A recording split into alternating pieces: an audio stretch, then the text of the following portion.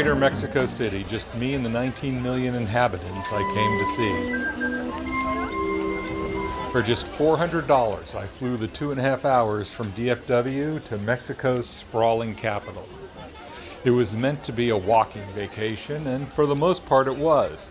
In 2 weeks, I walked about 200 linear miles of the 570 square miles that make up Mexico City.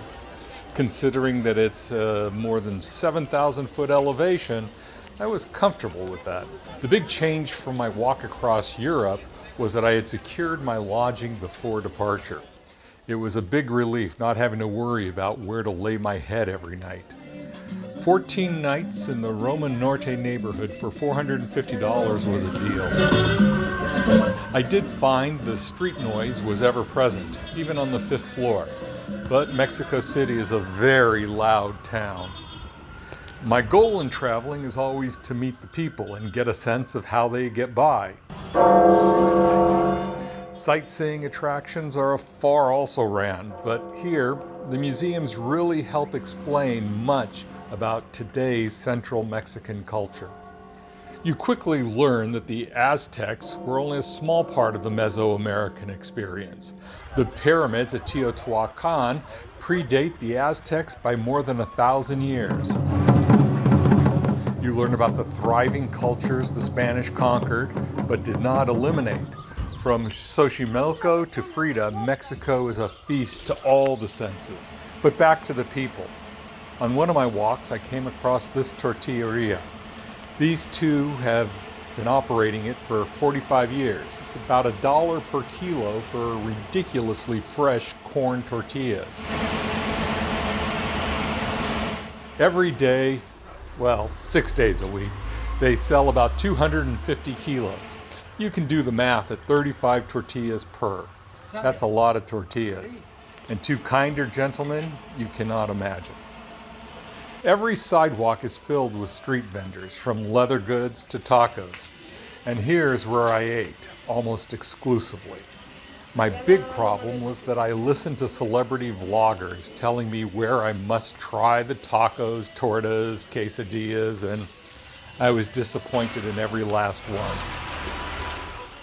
They weren't bad, but they didn't even improve on what I could find within a mile of my Dallas home. And it's hard to know what euphemisms they say for their specialty meat. Lung, spleen, eye, and brains are not unheard of here. And Google Translate does not always understand the local lingo. I did eat plenty, but can I tell you what it was? No, I cannot. My favorite street food guy, the only one I ever ate at more than once, sells hamburguesas, and they were fantastic at a mere $2. I walked 5 miles for a fancy quesadilla called the Machete. It was very good, but nothing I couldn't get back home minus the length. And one other thing about real Mexican food. The spice level is well below what Americans in the Southwest consider to be hot. I was warned 100 times about the red sauce. All hope was lost in finding the great street food I was promised. But on my second to last day, while just out strolling, I stumbled on this weekend pop-up outside an OXXO convenience store. Ricardo, a truck driver during the week, and his family set up a wonderful restaurant. The menu is lamb tacos and menudo. Finally, I had a great street food meal and great company, including this local acupuncturist. Faith in this crazy world is reaffirmed. While in Mexico, I did have 2 meals that were not local cuisine. The first was a Costco one where the only regional difference I could find were jalapenos available as a condiment. The second, and my most expensive meal, was at the Jewish deli Mendel. I try to have foreign takes on my native foods. Odd, yes, but a ton of fun having Mexican food in London. So I had a pastrami Reuben in Mexico City. Though a bit proportionally different than what I get in the States, it was an excellent sandwich, and while there, had a wonderful chat with 3 expats about living in Mexico City. I had the churros from El Moro, everyone's go-to, and a couple of other pastries, but my favorite was from a bakery, Pasteleria Esperanza. Had these wonderful chocolate-covered vanilla donuts. I had too many. To get to Xochimilco, I had to take a couple of subway trains. What a fantastic system. 35 cents and the whole city is yours for the taking. The cars are clean, colorful, reasonably priced, and because they use rubber tires, they're pretty quiet, except for the constant sales pitches you hear from young entrepreneurs. Welcome to Xochimilco. Once at the docks of Xochimilco, I hired a boat for $15 and took a solo cruise of the canals along the man-made reed islands that are floating farms. Almost solo. I had this ridiculously cute daughter of the gondolier tag along for the adventure, which included seeing many bachelorette parties. I had that same feeling when I took the local bus to Teotihuacan. The museum and pyramids there are magnificent, but it is filled with people hustling to make a living from the tourist. And since COVID, the Great Pyramids have been closed to climbing. Just as well, seeing I had to help a lady up after she fell down some of the allowed narrow steps. I went to Frida Kahlo's house in the Coyoacan neighborhood and learned about her life. I've never seen the Selma Hayek movie, so it was eye-opening. I also enjoyed her husband, Diego Rivera's house and studio. Coyoacan is one of the great marketplaces of CDMX. You can get a great sense of the city here. For stupid tourists, there is an opportunity to eat scorpions and tarantulas. I'll stick with a burrito. The markets across the city were great places for taking photos. Color and characters were everywhere. There was a marketplace dedicated to meats, another to arts. Sometimes the locals had enough with the riffraff like me. If you only have one day in Mexico City, the must-see attraction isn't an attraction at all.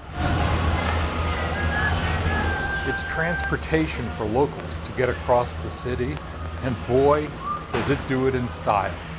Officially known as Cable Bus 2, the SkyTram is a 1-hour, 6-stop transit option for people living in the hills around the city. As you sail over the neighborhoods, murals appear from artists the city pays to paint. Once again, this is just local transportation and costs 35 cents. 3 volcanoes are included in the low price. I did not do it, but there is a Cable Bus 1 system as well. On May 19th, the whole city stopped for an earthquake preparedness drill. I felt like I had my news hat on. The city is sinking 19 inches a year, and earthquakes are a very real possibility at any time. Chapultepec Park is the beating heart of Mexico City. On a weekend day, hundreds of thousands of people can descend on it for its beauty, museums, castles, and the park goers' fear of missing out. It's C and B scene here. Paddle boat? Check. Breathtaking views? Check. History? It's got it all. All with state fair quality booze and eating options. The museums include Arqueológico and modern art. The park has a zoo, and Chapultepec Castle is where Emperor Maximilian I resided. Very fancy, and old people get in for free. On Sunday, the Modern Art Museum is free to all, but the Museo de Arqueológico is free only to Mexican citizens. People watching here is at its finest. You can watch Danza de los Voladores swing upside down from a pole in a ritual showing for fertility during the corn harvest. You can take a cruise on a paddle boat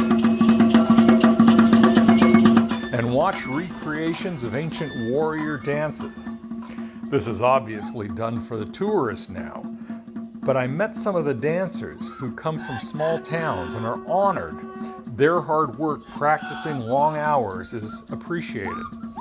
Some of them can't wait to have their pictures taken by family members they've brought with them. Zocalo is the main square that comes to mind when you think of Mexico City. The one with the huge Mexican flag. It's boundaried by the Metropolitan Cathedral, the National Palace, and Templo Mayor. This is a museum and archaeological dig just off the main plaza. Here you can find many layers of its civilizations. A very nice museum, but by now you'll be museumed out. There will be people in native costumes who will perform a cleansing ceremony on you for a stiff tip. I don't know if it works, but I do know they hate non-paying tourists to take photos. Pay, and all is good. Leading into Zocalo is Avenue 5th of May, a very busy commercial area with restaurants, shops, and spectacle. On the far end is Palacio de Bellas Artes, an opera house best known for housing great murals, including Rivera's most famous Man, Controller of the Universe. This painting was originally a mural commissioned for Rockefeller Center in 1932, but when the artist added Lenin, the Rockefellers ordered the mural destroyed. Rivera repainted the mural from black and white photos and memory, and this is where it stands today. An amazing piece to gaze at, and on Sundays, it's free admission. Some random thoughts. Public displays of affection are everywhere because there's little privacy in their crowded homes. Mexico City is very walkable, and not once did I feel my safety was in peril. And for a snack, there are these freshly made potato chips on many street corners. They cover them with a pepper sauce, salt, and lime. Do not pass these up. Street food plates are usually regular plates covered in a disposable plastic bag. Be wary of the street food reputation for Montezuma's revenge. Use common sense. I never had a digestive issue. Travel to Mexico City, but don't be a tourist or an ugly American expecting things to be done the same way as at home. Just enjoy the moment and talk with the people. Language doesn't have to be a barrier.